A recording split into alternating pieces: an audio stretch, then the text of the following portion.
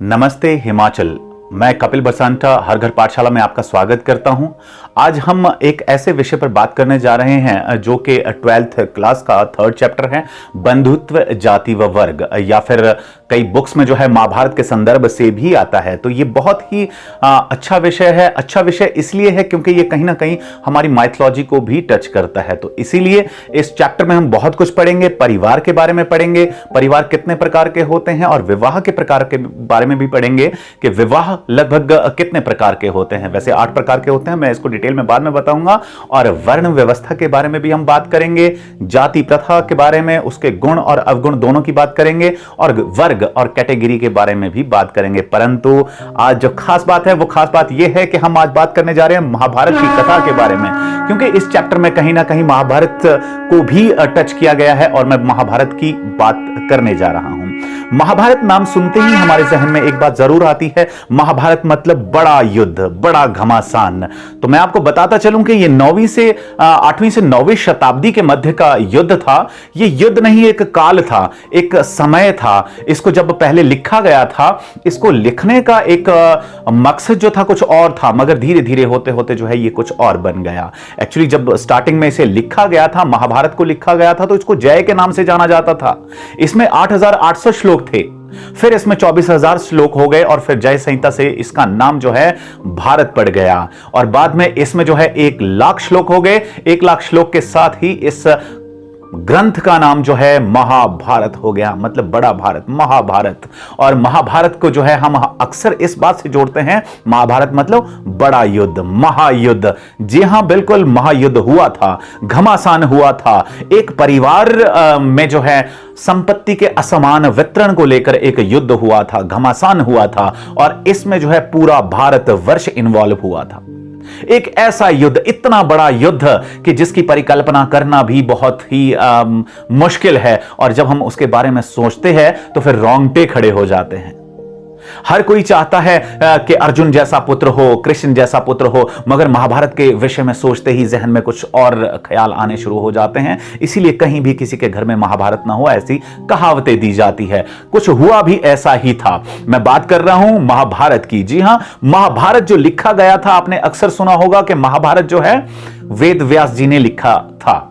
जी हां, वेद व्यास जी ने ही लिखा था, परंतु इसको लिखने में जो है लगभग 500 ईस्वी पूर्व से 500 ईस्वी, लगभग 1000 साल का पीरियड लग गया था। 1000 साल तक इसको लिखा गया था। जो स्टडीज बताती हैं वो बताते हैं कि इसको जो लिखने वाले थे वो लगभग पहले राजा के साथ जो सारथी जाया करते थे, जिनको सारथी कहा जाता है, रथ चलाने वाले, वो जब शाम को घर आते थे, वापस लौटकर आते थे, तो वो अपने साथ जो है काफी कहानियां लेकर आते थे, क्योंकि राजा ने ऐसा किया, राजा ने वैसा किया, हमारे राजा इतने दयावान है, हमारे राजा ने वो किया। इस तरह की बहुत सी कहानियां लेकर वो घर शाम को पहुंचते थे। और उस टाइम एंटरटेनमेंट के कोई सोर्स ना होने के कारण जो है, मनोरंजन के कोई ज्यादा सोर्स ना होने के कारण जो है, वो लोग एक चौपाल पर बैठकर कैंप फायर करके, आग जलाकर जो है वहां पर कुछ गवैये लोग जो हैं उनको बातें सुनाया करते थे, और गवैये जो है उनका गाना बना दिया करते थे, और उन गवैयों को वो कंठस्थ हो जाता था। कंठस्थ मतलब बिल्कुल ऐसा जो आपके जुबान पर बैठ जाए, और उसको वो गाया करते थे।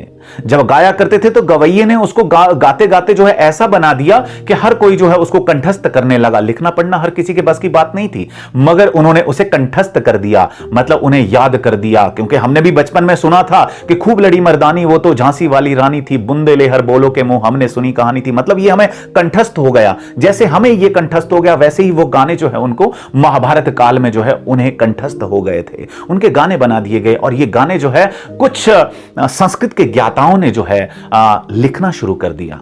जब इनको लिखना शुरू किया तो फिर अलग अलग जगह पर अलग अलग संदर्भों में इनको लिखा गया, अलग अलग राजाओं के बारे में लिखा गया था। फिर धीरे धीरे जो है इनको इकट्ठा करके जो है कंपाइल कर दिया गया। जब कंपाइल किया गया तो वेद व्यास जी, महर्षि वेद व्यास जी ने इसको कंपाइल किया, और अंत में एक जय संहिता नामक ग्रंथ की रचना की गई। मैंने आपको कहा कि पहले इसमें 8800 श्लोक थे, और 8800 श्लोक होने के समय इसे जय के नाम से या जय संहिता के नाम से जाना जाता था। बाद में इसमें 24,000 श्लोक हो गए, फिर इसको भारत के नाम से, और बाद में अंत में आज के समय में इसमें 1,00,000 श्लोक हैं, तो इसको महाभारत के नाम से जाना जाता है। महाभारत की कथा जो है एक परिवार की कथा है जिसमें विचित्र वीर्य के दो पुत्र थे। मैं आपको शॉर्ट में बताना जरूर चाहूंगा कि महाभारत को जानना हर किसी को जरूरी है, क्योंकि आज के संदर्भ में बच्चों को माइथोलॉजी का ज्ञान होना भी बहुत ज्यादा जरूरी है, और हमारा ये थर्ड चैप्टर बिल्कुल इसी से लगता है। तो इसीलिए जो है हमें जानना बहुत ज्यादा जरूरी है कि महाभारत है क्या। महाभारत एक परिवार की कथा है, जो कि कुरु परिवार की कथा है। इसमें विचित्र वीर्य के दो पुत्र थे, पांडु और धृतराष्ट्र।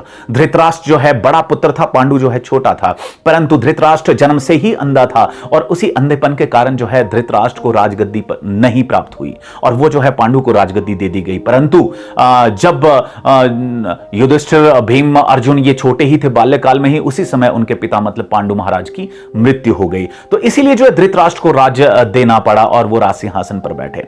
अब ये घमासान जो है चलता रहा दोनों परिवारों के बच्चों के बीच। एक और धृतराष्ट्र के 100 पुत्र थे और दूसरी ओर जो है पांडु के 5 पुत्र थे। इनमें सबसे बड़े युधिष्ठिर, भीम, अर्जुन, नकुल और सहदेव थे, और दूसरी ओर दुर्योधन के साथ दुशासन और भी 98 ब्रदर्स उनके और थे। तो इस तरह से 100 भाइयों और 5 भाइयों के मध्य जो है युद्ध चला, क्योंकि ये दोनों परिवार जो है, दुर्योधन कहता है कि मेरे पिता बड़े थे, मेरे पिता बड़े होने के कारण जो है वो राज्य सिंहासन के हकदार थे, परंतु राज सिंहासन उन्हें नहीं मिल पाया क्योंकि वो जन्म से ही अंधे थे, जन्मांध थे। अब पांडवों में जो है पांडु राजा थे, और उनका ज्येष्ठ पुत्र जो है युधिष्ठिर। दूत क्रीड़ा आपको पता है, चौसर का खेल, उसमें जो है चौसर के खेल में दुर्योधन ने जो है पांडवों को हरा दिया और पांडवों को जो है वनवास जाना पड़ा। यहां तक की बात मैं आपको बताऊं कि इससे कुछ ऐसा भी सीखने को मिलता है कि उस समय बड़े भाई का अधिकार बहुत ज्यादा था, या फिर राजा का अधिकार बहुत ज्यादा था। अब युधिष्ठिर ने जो है अपना स्वर्ण, अपना राज्य, अपने जितनी भी प्रजा थी उनको हार दिया, उनके साथ साथ अपने भाइयों को भी हार दिया, और भाइयों के साथ साथ जो है अपने आप को और स्वयं अपनी पत्नी को, द्रौपदी को भी हार लिया। तो जब इतना कुछ हुआ तो फिर घमासान होना लाजमी था। तो आपको यहां पर एक पॉइंट ये भी जानने को आपको मिलेगा कि मतलब युधिष्ठिर ने अपने साथ साथ सब कुछ हार दिया, इसका मतलब कि बड़े भाई का अधिकार जो है सर्वश्रेष्ठ था। और यहां पर मैं आपको बताता चलूं कि यहां पर पॉलिएंड्री सिस्टम ऑफ मैरिज भी एक सामने इसी महाभारत काल में ही आया था, क्योंकि महाभारत काल में आपको पता है द्रौपदी जो है 5 पतियों की पत्नी थी। मतलब 5 पतियों ने जो है, 5 पति जो है उसके थे। पांडु जो है 5 भाई जो है उसके पति थे, और वो 5 पति होने का कारण ये था कि जब उसका स्वयंवर हो रहा था तो उस स्वयंवर में अर्जुन भी पहुंच गए। वहां पर स्वयंवर में जो है मछली की आंख में तीर लगाना था, और उसको लगाने में जो है अर्जुन सक्षम थे। बड़े बड़े राजा महाराजा वहां पर पहुंचे थे, परंतु अर्जुन ने जो है वो तीर लगा दिया मछली की बिल्कुल आंख में, और फिर इस तरह से उसका द्रौपदी से विवाह हो गया। वो पांचाल की राजकुमारी थी। विवाह होने के पश्चात जैसे ही वो घर पहुंचे और माता कुंती के पास पहुंचे, उस समय वनवास उनका चल रहा था, तो उन्होंने बाहर से ही कहा कि माता देखिए आज हम कैसी भिक्षा लाए हैं। माता ने कह दिया कि ठीक है 5 भाई आपस में बांट लो। 5 भाइयों में आपस में बांटने की जब बात आई तो फिर 5 भाइयों की पत्नी ही उसे मान लिया गया है। तो ये पॉलिएंड्री सिस्टम ऑफ मैरिज जो है हमें वहीं से देखने को मिला। तो इस प्रकार से जो है दोनों परिवारों के मध्य जो है संपत्ति को लेकर, असमान वितरण को लेकर जो है ये महायुद्ध छिड़ गया। यहां तक कि दुर्योधन जो है उन्हें एक सुई की नोक तक भी भूमि नहीं देना चाहता था। तो इसीलिए उनके मध्य जो है युद्ध होना लाजमी था। युद्ध जो है कुरुक्षेत्र में हुआ। कुरुक्षेत्र जो है हरियाणा में ही एक बहुत बड़ा एरिया है, वहां पर यह युद्ध हुआ, और इस युद्ध में आप विश्वास नहीं कर पाएंगे, पूरे भारतवर्ष के लाखों लोगों ने हिस्सा लिया था। इस पूरे महायुद्ध में जो है लगभग 18 अक्षौणी सेनाओं ने भाग लिया था। एक अक्षौणी आपको मैं बता दूं 2,18,700 सिपाही एक अक्षौणी सेना में होते हैं। पांडवों के पास 15,30,900 सिपाही थे। 15,30,900। और दूसरी ओर कौरवों के पास जो है 11 अक्षौणी सेनाएं थी। 11 अक्षौणी सेनाओं का मतलब होता है 24,05,700 सिपाही। और दोनों सेनाओं को अगर इकट्ठा मिला दिया जाए तो ये 18 अक्षौणी सेनाएं होती है। और 18 अक्षौणी सेनाओं का मतलब होता है 39,36,600 सिपाही। इतने ज्यादा सिपाही जो है इस युद्ध में लड़े थे। दूर दूर से जो है राजा महाराजा लोग इस युद्ध में पार्ट लेने के लिए आए थे। आपको पता है कि कृष्ण ने जो है इसमें अहम भूमिका निभाई थी। कृष्ण को जो है भगवान माना जाता है, भगवान विष्णु का अवतार माना जाता है। इसी काल में, ये जो काल था 8वीं से 9वीं शताब्दी, तो इस शताब्दी के मध्य जो है, I am talking about BC, before Christ, मतलब ईसा पूर्व की मैं बात कर रहा हूं। तो इस ईसा पूर्व में जो का काल था, इस काल में यह समझिए कि पूरे भारतवर्ष से इस युद्ध में सभी ने इन्वॉल्वमेंट लिया था। और यहां तक कि त्रिगत नरेश सुशर्मा, आपने सुना होगा, त्रिगत नरेश सुशर्मा, उससे जो है दुर्योधन की बहन भी आई गई थी। वो जो है यही कांगड़ा के पास एक एरिया आता था, उसको त्रिगत कहा जाता था, वो त्रिगत नरेश थे। तो मतलब यह समझिए कि हिमाचल की भी पार्टिसिपेशन उसमें थी। और त्रिगत नरेश सुशर्मा जो है यहां से कौरवों की ओर से लड़ने गए थे। तो इस प्रकार से जो है युद्ध हुआ। तो अब महाभारत का युद्ध जो है शुरू हो गया। महाभारत का युद्ध, मैंने आपको कहा कि लगभग 39,36,600 सिपाही इस युद्ध में भाग लिया, इन सिपाहियों ने। और मैं बताता चलूं आपको कि ये युद्ध होना अवश्यंभावी हो गया था, क्योंकि युद्ध जो है एक जरूरत हो चली थी। इस समय कृष्ण का कहना था कि आप सिर्फ कर्म करिए, फल की इच्छा मत कीजिए। कर्म के सिद्धांत पर आपको पता है कि कर्म के सिद्धांत पर बल दिया गया था, वो गीता में बिल्कुल स्पष्ट लिखा गया। 700 श्लोक इसमें महाभारत की गीता में लिखे गए हैं। गीता जो पार्ट है एक महाभारत का, उसमें क्योंकि अर्जुन जो है युद्ध करने से बिल्कुल ही मना कर रहे थे। अर्जुन का कहना था कि मैं अपने ही सगे संबंधियों के खिलाफ शस्त्र कैसे उठा सकता हूं, उन्हें कैसे मार सकता हूं। इसीलिए जो है कृष्ण को जो है विराट रूप धारण करना पड़ा। और 18 दिन चले इस युद्ध का परिणाम कुछ भी होता, परंतु युद्ध से पहले जो है अर्जुन बिल्कुल मुकर चुके थे कि मैं युद्ध नहीं करूंगा, शस्त्र नहीं उठाऊंगा। अपने गांडीव को, उनके धनुष को जो है गांडीव कहा जाता था, अपने गांडीव को फेंक कर उन्होंने कहा कि मैं युद्ध नहीं करूंगा, मैं अपनों के ही खिलाफ शस्त्र नहीं उठाऊंगा। तो फिर श्री कृष्ण ने अपना विराट रूप दिखाया, और विराट रूप दिखाकर उन्होंने उसे कहा कि तू कर्म करता चल। ये तो सिर्फ निमित्त मात्र है कि जो तू करने जा रहा है, ये मैं पहले ही कर चुका हूं। ये जो लाखों लोग यहां पर आए हैं, ये पहले ही मृत्यु का ग्रास बन चुके हैं। तुम तो सिर्फ निमित्त मात्र हो, इसीलिए आगे बढ़ो, शस्त्र उठाओ और अपने कर्म पर ध्यान दो। तो इस प्रकार से जो है महाभारत का युद्ध शुरू हो गया। और ये जो गीता का उपदेश दिया गया था, ये महाभारत में संकलित है, गीता का उपदेश है, और उसमें 700 श्लोक है। उसमें बहुत कुछ उपदेश दिए गए हैं भगवान श्री कृष्ण द्वारा। जब बीचों बीच दोनों सेनाएं आमने सामने थी और बीच में जो है श्री कृष्ण का रथ जो है अर्जुन को लेकर पहुंचा था, तो सभी जो है बिल्कुल शांत हो गए। ये देखने की कोशिश कर रहे थे कि आखिर श्री कृष्ण अर्जुन को बताने क्या वाले हैं या बता क्या रहे हैं। मात्र एक व्यक्ति था जो इसको देख या सुन सकता था, वो था संजय। उसने जो है दिव्य दृष्टि पाई थी, और वो दिव्य दृष्टि के माध्यम से जो है, क्योंकि धृतराष्ट्र ने रिक्वेस्ट की थी कि उन्होंने एक ऋषि से प्रार्थना की थी कि मैं अंधा हूं, इस इतने बड़े महाभारत के युद्ध को कैसे देख पाऊंगा, मैं देखना चाहता हूं, मैं जानना चाहता हूं। तो उसने कहा कि ठीक है, मैं तुझे दिव्य दृष्टि दे देता हूं। तो उसने कहा कि आज तक अगर अपनी आंखों से कुछ देखा नहीं, तो इस महाप्रलय को भी अपनी आंखों से क्यों देखूं। मैं चाहता हूं कि संजय को आप इस दिव्य दृष्टि को दे। तो उनके एक साथी वहां पर जो उन्हें बिल्कुल आंखों देखा हाल सुनाते थे, तो उनका नाम संजय था। वो जो है दिव्य दृष्टि से देखा करते थे। उन्होंने कहा कि श्री कृष्ण जो है विराट रूप लेकर वहां पर खड़े हैं, और सब जो है उनके सामने कीड़े मकोड़े लग रहे हैं, पर क्या कह रहे हैं कुछ सुनाई नहीं दे रहा, कुछ पता नहीं चल रहा, परंतु वो अर्जुन को जरूर कुछ समझा रहे हैं। तो ये जो है गीता का उपदेश उन्होंने कुरुक्षेत्र में दिया था। और उसके बाद जो है अर्जुन ने गांडीव उठाया और युद्ध करने लगा। ये युद्ध जो है पूरे 18 दिन चला। इस महायुद्ध में जो बहुत कुछ सीखने को मिला कि किस तरह से अभिमन्यु को मारा गया। तो ये युद्ध जो है काफी कुछ दर्शाता है। इतना बड़ा युद्ध, सब लोग मारे गए, मगर बहुत कम लोग पांडवों की ओर से मुश्किल से जो है 6-7 लोग ही बच पाए थे लास्ट में। तो इस तरह से इस महायुद्ध का अंत हुआ, और इस महायुद्ध के अंत में जो है चंद लोग ही बचे थे। तो वैदिक समय के पश्चात जो है ये बहुत बड़ा ह्रास था, क्योंकि इसमें मैक्सिमम लोग जो है मारे गए थे। तो इसीलिए जो है इस युद्ध को महाभारत कहा जाता है। और इस महाभारत में, कुरुक्षेत्र के युद्ध में, कोई भी ऐसा सोचता है कि किसी के घर में भी कुरुक्षेत्र ना हो, मतलब महाभारत ना हो, युद्ध ना हो। तो इस युद्ध के पश्चात जो है युधिष्ठिर को राजा बनाया गया और युधिष्ठिर जो है कुछ समय तक, कुछ सालों तक वहां पर राज करते रहे। उसके बाद उन्होंने अर्जुन के पौत्र परीक्षित को राजपाट संभाल कर जो है हिमालय की ओर निकल गए और हिमालय की ओर निकलते हुए वो जो है स्वर्ग सिधार गए।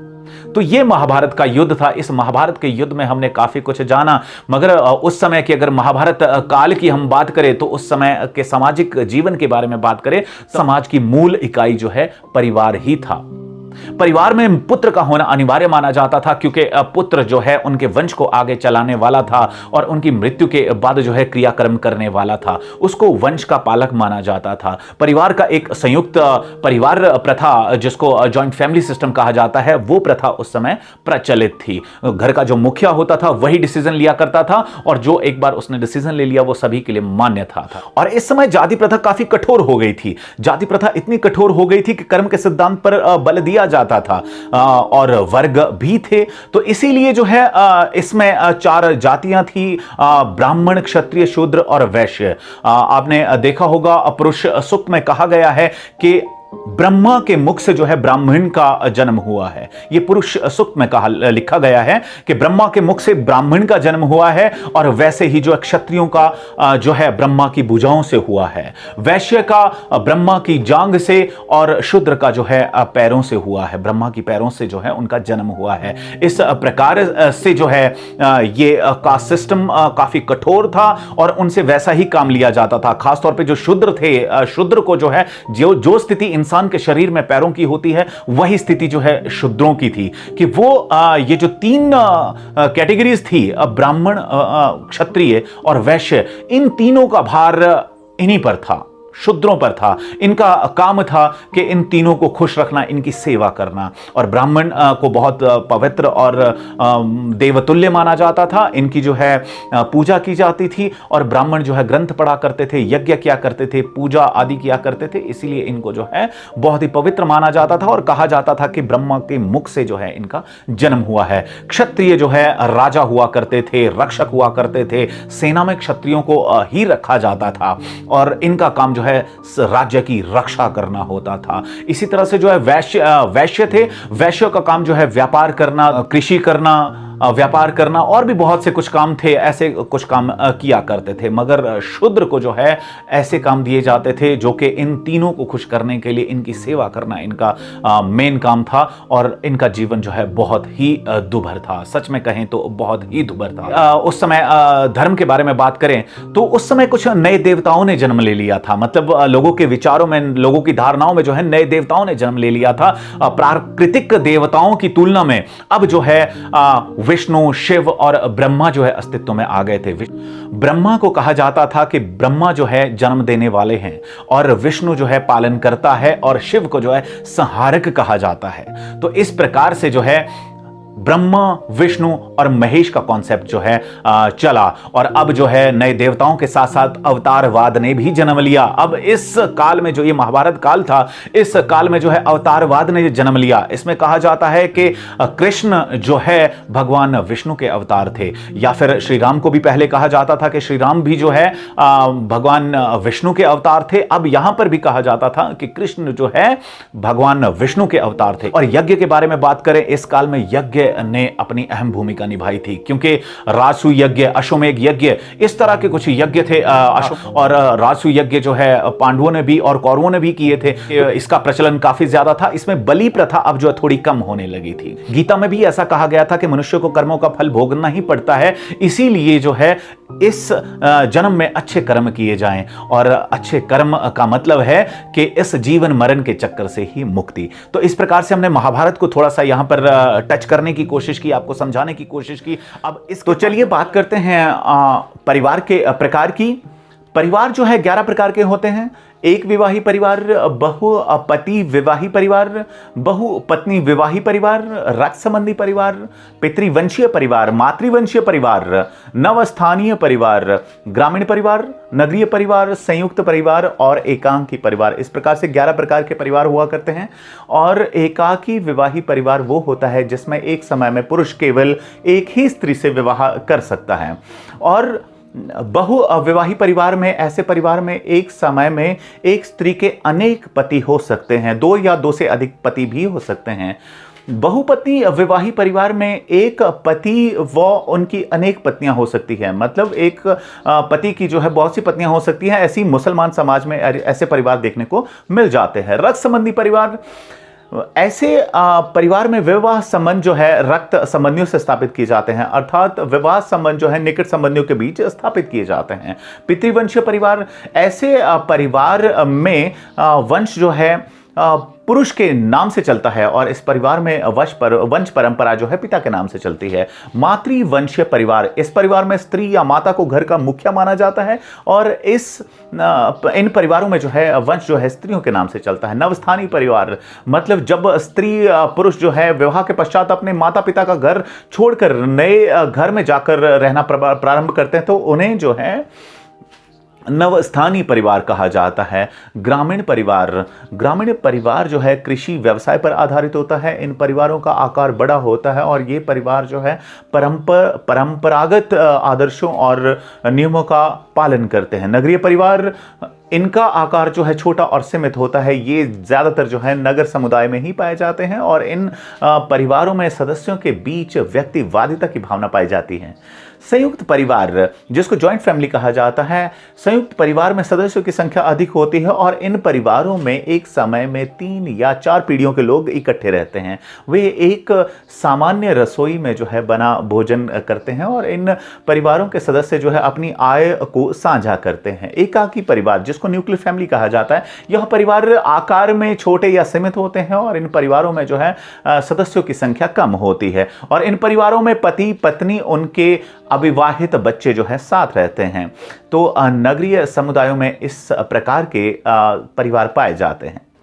चलिए बात करते हैं विवाह के प्रकार की। मनुस्मृति में 8 प्रकार के विवाह को जो है स्वीकृति दी गई है और इनमें प्रथम 4 प्रकार के विवाह को जो है उत्तम माना जाता था, जबकि अंतिम 4 प्रकार के विवाह को की जो है आलोचना की जाती। संभवतः अंतिम 4 प्रकार के विवाह उन लोगों में ज्यादा प्रचलित थे जो ब्राह्मणीय नियमों का पालन नहीं करते थे। तो चलिए बताते हैं किस तरह के ये विवाह थे। ब्राह्मण विवाह, ब्रह्म विवाह, देव विवाह, आर्ष विवाह, प्रजापत्य विवाह, असुर विवाह, गंधर्व विवाह, राक्षस विवाह, पिशाच विवाह। तो इन सभी में जो है उत्तम जो है ब्रह्म विवाह को माना जाता था, क्योंकि इसमें ब्रह्म विवाह को जो सभी विवाहों में सर्वश्रेष्ठ माना जाता है, क्योंकि यह विवाह जो है ब्रह्म रीति के अनुसार किया जाता है, इसीलिए इसे ब्रह्म विवाह के नाम से जाना जाता है। इसमें लड़की के पिता जो है योग्य वेदों और वेदों का ज्ञान रखने वाले जो है उच्च चरित्र वाले बालक को जो है अपने घर बुलाते हैं और फिर उसके बाद जो है अपनी पुत्री को वस्त्रों और आभूषणों से सुसज्जित करके जो है उससे विवाह किया जाता है। दूसरा देव विवाह है। इसमें प्राचीन कालीन भारत में जो है यज्ञों पर विशेष बल दिया जाता था और यज्ञों को देवताओं का आशीर्वाद समझा और खुशहाली के लिए आश्रय समझा जाता था। जिस पुरोहित की देखरेख में यह यज्ञ पूर्ण किया जाता था उसे बहुत पवित्र समझा जाता था। अतः पिता अपनी कन्या का वस्त्रों और गहनों से सुसज्जित कर उस पुरोहित के साथ उसका विवाह कर देते थे। आर्ष विवाह, प्राचीन कालीन भारतीय समाज में ऋषि मुनियों को विशेष सम्मान दिया जाता था। जब कोई ऋषि किसी लड़की के पिता को एक गाय या फिर एक जोड़ी बैल भेंट स्वरूप दे देता था तो यह समझ लिया जाता था कि अब इस ऋषि ने जो है विवाह करने का निर्णय कर लिया है। तो अतः लड़की का पिता जो है उस लड़की का विवाह जो है उस ऋषि से कर देता था। ऋषि द्वारा दी गई भेंट को जो है लड़की के रूप में मूल्य नहीं कहा जाता था, सम्मान का चिन्ह माना जाता था। प्रजापत्य विवाह, इस प्रकार के विवाह में जो है ब्रह्म विवाह विवाह के समान ही पिता जो है अपनी कन्या का कन्यादान करता था। इसमें सिर्फ इतना चेंज था कि कन्या का पिता जो है वर वधू को सम्मानित कर या बोलकर जो है ये कहता था कि आप दोनों जो है मिलकर जो है अपने जीवन का निर्वहन करें, सुख शांति से करें। असुर विवाह, कन्या पक्ष जो है कन्या का विवाह करने के बदले जो है वर पक्ष से कुछ पैसे लिया करता था या धन लिया जाता था, तो इसमें जो है एक प्रकार से कन्या को बेचा जाता था। ये जो है ज्यादा प्रचलित नहीं था। गंधर्व विवाह एक तरह का यह एक प्रेम विवाह था। इसमें कन्या तथा पुरुष जो है अब प्रेम वश अपनी माता पिता की अनुमति के बिना ही जो है विवाह कर लेते थे। राक्षस विवाह, ये जो है शक्ति द्वारा जो है कन्या का अपहरण करके जो है उसके साथ विवाह करना जो है राक्षस विवाह कहलाता था। पिशाच विवाह को अधर्म विवाह भी कहा जाता था। जब कोई लड़का काम वासना की तृप्ति के लिए किसी सोई हुई या नशे में या फिर मानसिक रूप से असंतुलित लड़की के साथ यौन संबंध बनाता था तो उसे पिशाच विवाह कहा जाता था। तो इसमें बल पूर्वक जो है कुकृत्य करने के बाद जो है उसके साथ विवाह कर दिया जाता था। ऐसे विवाह को जो है अच्छा नहीं माना जाता था, मगर इसमें लड़की का कोई दोष नहीं होता था, मगर ऐसे विवाह को जो है अत्यंत निकृष्ट माना जाता था। तो ये विवाह के प्रकार थे। अब हम बात करेंगे आगे जाति प्रथा के बारे में, क्योंकि जाति प्रथा के बारे में मैंने आपको कहा कि जाति जो है, अगर जाति के बारे में कहें तो प्राचीन काल से ही ये एक बहुत बड़ा कलंक है जो हमारे भारतीय समाज या हिंदू समाज या सभी समाजों पर लगा हुआ है। मगर फिर भी इसमें कहा जाता है कि इसमें काफी गुण थे, दोष थे, क्योंकि आपको एग्जामिनेशन पॉइंट ऑफ व्यू से भी इसको देखना है। तो एग्जामिनेशन पॉइंट ऑफ व्यू से जो आपके पास इसका क्वेश्चन आना है उसके अकॉर्डिंग आपको इसके गुण भी देखने हैं, इसके दोष भी देखने हैं। हमने आपको कहा था कि हर वीडियो में कुछ ना कुछ इतिहास के कुछ फैक्ट्स लेकर आएंगे, तो आज का फैक्ट जो है वो जानना आपके लिए बहुत ज्यादा जरूरी है अगर आप हिस्ट्री के स्टूडेंट हैं तो, क्योंकि आपने सुना होगा कि 6 अगस्त और 9 अगस्त 1945 को अमेरिका ने हिरोशिमा और नागासाकी पर 2 एटम बम गिराए थे। क्या आप उनका नाम जानते हैं? उनके नाम दिए गए थे 6 अगस्त हिरोशिमा और 9 अगस्त नागासाकी, उन पर 2 बम गिराए गए थे। उनके क्या आप नाम जानते हैं? तो चलिए हम आपको बताते हैं। 6 अगस्त को जो हिरोशिमा पर बम गिराया गया था उसका नाम लिटिल बॉय था, और नागासाकी पर जो 9 अगस्त 1945 ईस्वी को बम गिराया गया था उसका नाम फैट मैन था। आप नहीं जानते थे, बिल्कुल। तो चलिए, हमारे माध्यम से आपने जाना, तो इसी प्रकार जो है वीडियो को जो है लाइक कीजिए, शेयर कीजिए और सब्सक्राइब करना बिल्कुल ना भूलें, क्योंकि अगर आप सब्सक्राइब करेंगे तो हिस्ट्री से रिलेटेड जितने भी वीडियोस हम बनाएंगे वो आप तक पहुंचते रहेंगे। तो सब्सक्राइब जरूर करें। तो इस वीडियो में इतना ही। घर में रहिए, सुरक्षित रहिए, स्वस्थ रहिए। Thank you.